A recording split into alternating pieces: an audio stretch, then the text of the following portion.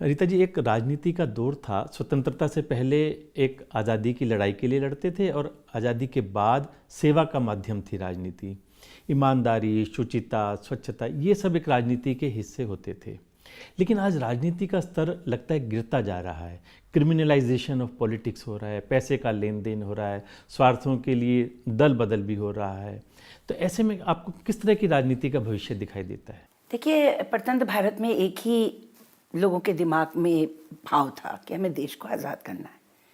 स्वतंत्र भारत में निर्माण का, कि कैसे हम अपने राष्ट्र का निर्माण करेंगे, क्योंकि पूरी दुनिया में ये शक था, अंग्रेज़ भी कहते थे कि भारत अपने आप खड़ा नहीं हो पाएगा। 70 वर्षों में हम लोग काफ़ी कुछ अपने कदमों पे खड़े ही नहीं हुए। आज मोदी जी के नेतृत्व में हम लोग विश्व में एक बहुत ही ऊंचा स्थान हमारा राष्ट्र प्राप्त कर चुका है। अब मैं ये मानती हूँ कि जब ये एक मटीरियलिज्म का दौर जब शुरू हुआ, एक कह लीजिए कि अपने लिए काम करने की इच्छा लोगों के मन में ज़्यादा जागृत हुई, तो हर क्षेत्र में थोड़ी बहुत गिरावट आई है। आप देखिए, जो मॉरल वैल्यूज़ हैं, नैतिक मूल्य हैं, वो हर जगह कम होते आपको नज़र आएंगे। चाहे वो हम अध्यापक हों, चाहे हम कार्यालय में काम करने वाले कर्मचारी हों, चाहे हम नेता हों, चाहे हम कहीं हों।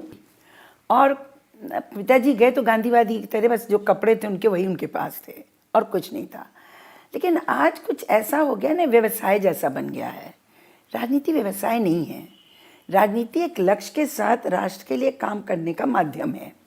और ये भाव हमारे जैसे लोगों ने तो ग्रहण किया, लेकिन अब जो नई पीढ़ी आ रही है, अब जो एकदम मैं तो इस समय जो पीढ़ी आ रही है, वो एक भाव से आ रही है कि हमें पुनः भारत का निर्माण करना है, किसी सदी में आगे ले जाना है।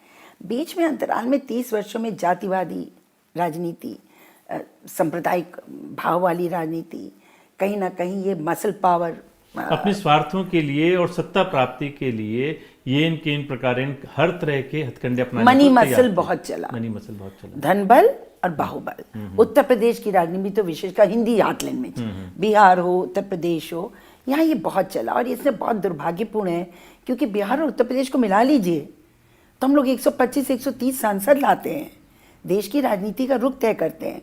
लेकिन अब मोदी जी के आने के बाद बात पलटी है